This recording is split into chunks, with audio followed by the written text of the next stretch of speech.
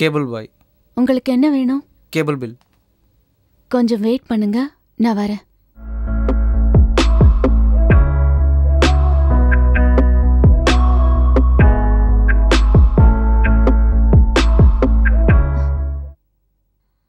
Hey, என்ன என்ன cable பாய், இங்க என்ன பண்ற?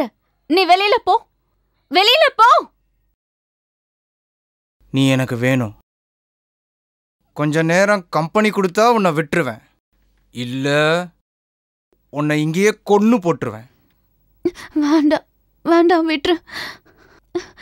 வேண்டாம். செக்யூரிட்டி.